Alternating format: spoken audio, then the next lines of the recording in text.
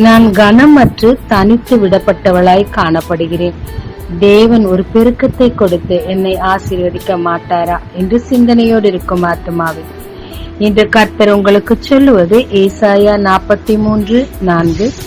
நீ என் பார்வைக்கு அருமையானபடியினால் கனம் பெற்றாய், நானும் உன்னை சிநேகித்தேன், ஆதலால் உனக்கு பதிலாக மனுஷர்களையும் உன் ஜீவனுக்கு ஈடாக ஜனங்களையும் கொடுப்பேன். தனக்கு முன்பின் தெரியாத நாட்டிற்கு மாமியாரின் துணையோடு வந்தாள் ரூத்.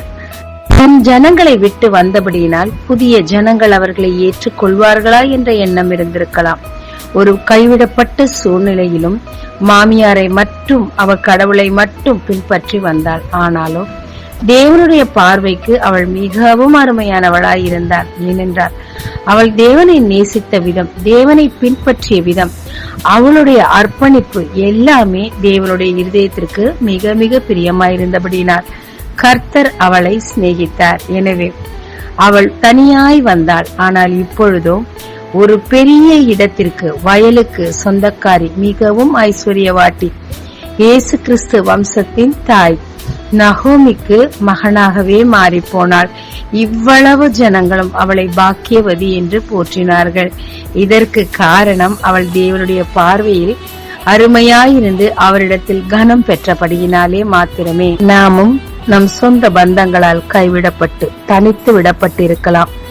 நான் ஒரு அனாதை என்று நாமே உணரும் அளவுக்கு கனவீனப்படுத்தப்பட்டிருக்கலாம்.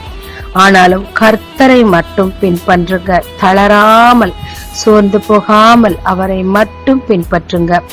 ஏற்ற நேரத்தில் ஜன திரட்சி உள்ளவர்களாய் உங்களை மாற்றி, அநேகருக்கு உங்களை ஆசீர்வாதமாய் மாற்றி உங்களையும் தேவன் கனம் பண்ணுவார். ஏனென்றால் தேவனுடைய பிரியம் உங்கள் மேல் இருக்கிறது. ஜெபிக்கலாமாங்க. தேவரே, நான் புறக்கணிக்கப்பட்டு தனித்து விடப்பட்டவளாய் இருந்தேன். ஆனால் நீர் மட்டுமே என் துணை என்று உம்மை நம்பி இருந்தேன் ஐயா. இப்பொழுது எனக்கும் ஒரு ஜனக்கூட்டத்தை கொடுத்து ஆசீர்வாதத்தையும் கொடுத்திருக்கிறீர். அதற்காக உமக்கு நன்றி. அநேகருக்கு ஆசீர்வாதமாயிருக்க எனக்கு உதவும். இயேசு மூலம் பிதாவே, ஆமென். இயேசு கிறிஸ்துவின் நாமத்தில் இந்த நாளில் உங்களை ஆசீர்வதிக்கும் ஜீசஸ் விஷன்.